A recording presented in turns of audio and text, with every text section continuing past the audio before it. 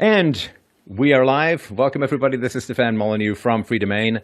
I am very, very pleased to have Dr. Shiva Aradurai, and he is an MIT PhD and more acronyms than an alphabet soup in a windstorm. And he has, of course, 4 PhDs, if I remember rightly. He also invented email. He's actually literally seeing the burning down of their industry. So pharma companies are now moving to a different area, vaccines and what are called cell therapies. These do not need to go through the same regulatory framework. In fact, they're treated as another class called biologic process. Starting in 1962, John Kennedy signed the National Vaccine Act. And that was based on a very, very rudimentary understanding of the immune system, which is what's still used today by guys like Fauci and Gates to put forward it. You know, it's very different than the understanding of the immune system that I've put forward. And in fact, I gave the prestige lecture at the National Science Foundation on this. They didn't invite Fauci or Gates to give that lecture. They invited me because of the knowledge I have around that. So when you come back to now the big pharma, the big academia, and the big hospital establishment, that triumvirate, you know, centered and founded by something very, very powerful, 3 foundations, 2 at least, and 1 more recently, the Gates Foundation and the Clinton Global Initiative, both together with the WHO, CDC, UNICEF, all these other people we didn't ever elect, okay? Together, the Gates Foundation created what's called Gavi, Vaccine Alliance. And if you look at their consortium, it's vaccine manufacturers, UNICEF, World Bank, and they funded that to about $1 billion. And so the Clinton Global Initiative and the Gates Foundation are sort of the 2 doppelgangers, sort of the twins in this, are part of this with a whole consortium. And the goal is they're really the frontsmen for big pharma. They're the frontsmen pushing, and when you actually work out the numbers, they're basically carving out the different vaccines, and they have the pharma consortium behind them. Pharma is crashing. They're saying, wow, I create a drug, I only have 200,000, 1 million people who have cardiac disease, whatever, or 300 million. Imagine if I could create a product that everyone had to take, right? That's like the biggest business opportunity, right? An audience, a market of 7.2 billion people, let's say on average, spending about $1,000 a year, that's a $7.2 trillion recurring market. Now, imagine this, if you could get the government its public so afraid that they impose this as a mandate. Now you've created a consortium. So Gavi is leading this consortium with 2 of its cylinders, Gates Foundation, Clinton Global Initiative, which are probably being funded in all sorts of, many incestuous ways. Back-ending that is a major big pharma companies who are part of Gavi. They're the consortium partners. In fact, the SDG 3 goals is supported not just by the WHO and United Nations, but the IFPMA, the International Federation of Pharmaceutical Manufacturers. The 3 leadership council of that is Eli Lilly, Shionogi from Japan, and Roche. All right, so imagine to your point, every year you have a new need for a new vaccine, new variations, new mutations. Now you have 7.2 billion people. Again, I use that $1,000 number. It could be 2,000, it could be 100. My point I'm making is you have a beautiful recurring revenue model. And in order to get that recurring revenue business, what do you need? You need an amazing marketing campaign, a global marketing campaign. And that's what we're right in the middle of now. Okay, do you want the economies to be crashed again? Do you want everyone to be in their homes? Look, let's just put everyone gets a vaccine card. You don't want your neighbor screwing up the economy, do you? Do you want Bob screwing it up? Do you want to have a driver's license? It's a nice economy you got there. It'd be a shame if something happened to it and you weren't allowed to drive. Exactly. Or you weren't allowed to take your kid to daycare, or you weren't allowed out of your home, or you couldn't go to your gym, or you couldn't visit your parents in another country. So that is what the goal is. It's a 7.2 billion person market opportunity worth, upwards of $10 trillion year over year. So from their standpoint, everyone says, well, why would they do this to the economy? Well, it's a return on investment. You put enough fear, you crash the economies just enough. By the way, they get a double whammy because the Chinese Communist Party and the Chinese are involved. They have a lot of, dollar reserves. You crash the economy, you buy things on a song now, so you're going to make your return anyway, because as you kick this back up, you're going to make money on that, and you're going to also get indentured servants, because many of the large Chinese financial houses actually are the ones who funded banks like lenders like Wells Fargo. So when the US working class crashes or the world working class, well, now they're going to also get a rental revenue. They'll get two sets of revenue. They'll get revenue from recurring on rent because people won't be able to afford their homes. And they're going to also get the bloodstream revenue. Well thought out business model. And that's why Gates funded hundreds of millions of dollars to McKinsey to do all of this. So those people listening out there, you need to understand these people are very sophisticated, highly organized, very adept. Accidental that we saw all this dissension taking place globally. In Hong Kong, millions of people protesting. In Wuhan, anti-pollution protests, not anti-CO2, pollution protests.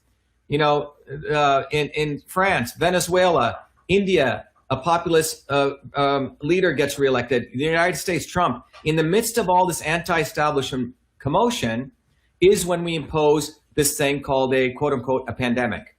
So all of this is beautifully well orchestrated, but I just want people to think about this. Forget conspiracy for a second. By the way, it's not there is a deep state, but just think about it from a marketing campaign over here with a product development strategy over here. That's what this is. Gates, McKinsey is the architect, and the Clintons, and they're probably getting paid off enormously on the back end. Remember, these foundations are enormous business operations where they literally steal money out of the public coffers, and they make us look, they want us to make, oh, isn't Bill Gates and Warren Buffett such nice people? They're giving away their money. They're not giving away their money. They're taking it out of taxes, and they're putting it in a foundation where they only have to give 5% of the assets away. They get to keep the other 95%. And then on top of it, they like to act, they make us think they're the saviors of the world. So they get triple whammies out of this. They get to keep their money, they get to look good, and then they get to control public policy. That's what's going on. Forget even foods, I can talk about supplements. Let's talk about something even more powerful. You know what that is? Social interaction. Social isolation would lead to detriment worse than high blood pressure, worse than obesity, and worse than even smoking. You might as well start smoking. Okay. Stephen Cold, with humans and macaw monkeys, socially isolating them. At the gene expression level, it's shown that your body will upregulate genes which are inflammatory, and downregulate, which means suppress genes which cause antiviral activity. So think about that. So social isolation leads to viral infection and cancer and a number of other diseases. I'm sorry, by that, we have to fight for freedom. You talked about censorship. Without open discourse and debate, without the ability to have, disagreements openly, we will never practice the scientific method. We will get into scientific consensus. That's sort of fascism, right? That leads to fiction, not truth. So scientific consensus leads to fiction. Scientific method leads to truth. So we need freedom to get to truth. So when you look at a guy like Fauci, he's practicing everything which is anti-human, anti-medicine. Number one, he's practicing exclusivity. A small cult of people are going to decide. Second thing, he's practicing centralization of authority. A few set of people. Opacity. How are all these decisions being made? The other piece of it is it's all about depersonalization, treating everyone like a lump. And based on that is why we're all locked up. Total nonsense. And all of this is based on the imposition of fake science by Fauci. And he knows what he's doing. And I think the key is I'm willing to, let's talk the science. Let's talk molecular systems. Let's talk infectious disease openly in a round table. If Gates wants to show up, who has no knowledge of this, if Hillary Clinton wants to show up, and if Fauci wants to show up, and they can bring all the scientists they want. I'll take them all on. But the bottom line is that they are actively created this fear mongering on a fake science model, on the ignorance of people's understanding of the immune system. So what we're seeing, Stefan, in closing, if we want to sort of summarize this, we're seeing the conversion of big science, big, academia, big pharma at one point, and it's all to make sure that we have mandated medicine, we suppress dissent, and if it means printing through quantitative easing $6 trillion to crash the economy, they're fine with that. That's like I'm going to make a $6 trillion investment today, which I'll get, if you look at over a 20-year horizon, about what, 7 trillion, 140 trillion over the next 10 years or whatever that is, right? So this is relatively pennies for the global elite. And if people can really understand that we're looking at the consolidation of a corporation, a global elite corporation that spans national boundaries, which is intent on securing their power through a model where all of us are mandated to take a medicine. mandated right into our bloodstream, mandated where if we don't do that, we'll be tracked and not allowed to move. This is one of the most dangerous times we're in. However, the good news is that there's a lot of smart people, common sense people, working people, plumbers, electricians, nurses, engineers, who know something doesn't make sense. And that's why I think we're at a very interesting inflection point in human history with this occurrence. And it's probably a huge opportunity for people to get awakened and smash these people. They need to be obliterated, because what they are doing to humanity is destroying humanity. Because what they're really saying is that I want to make you a machine in the Chinese factory. And China was, China from the elites was their testing ground. And if you think about it, China's being exported. Made in China means made in China. We will consolidate. We will create the Chinese Communist Party version of mandated state medicine, mandated state academia, mandated state media, which will deny. It doesn't matter what the truth is. It doesn't matter that a 14-year-old kid wrote all the code, the inbox, outbox, called it email, has a copyright. Doesn't matter. The first thing they do, and it doesn't matter, my 4 degrees at MIT won't matter, right?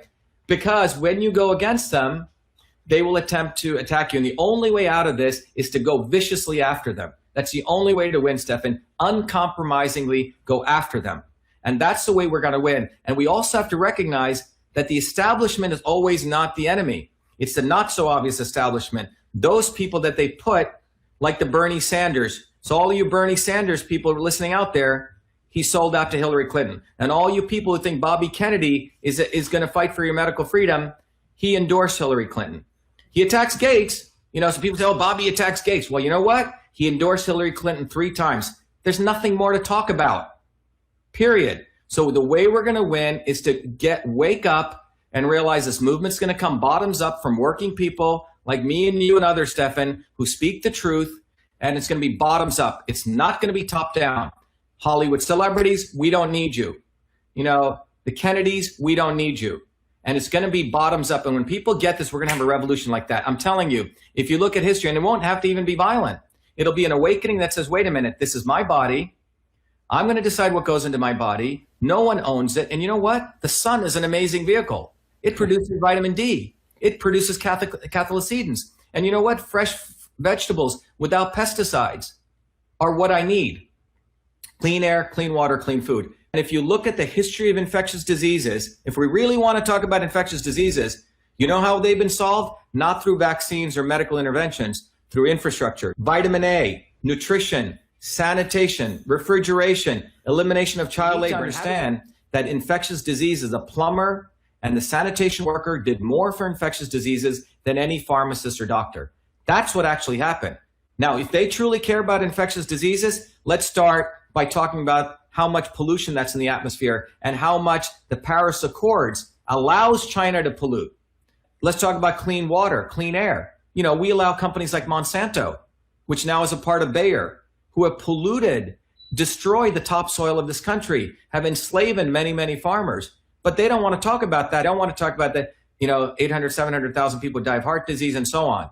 They don't want to talk about the 1.9 million hospitalizations that occur every year from pharmaceutical drug adverse reaction. What I see is a shutdown to destroy the American worker, to seize people's assets and properties, and to basically destroy this economy on behalf of Bill Gates, Hillary Clinton, deep state, the WHO, the Chinese Communist Party, to basically seize power of not only the American worker, but the everyday people. So we become a factory. We become automatons in a large factory, which is what China has done, and we lose our humanity. That's what this is about, Stefan. This is about freedom or slavery. This is not just about a freaking vaccine or a virus. This is about an important point in human history. And this has occurred over and over again, as we discussed. But I think we have an enormous opportunity, actually, to rise up and to reclaim our destiny as human beings.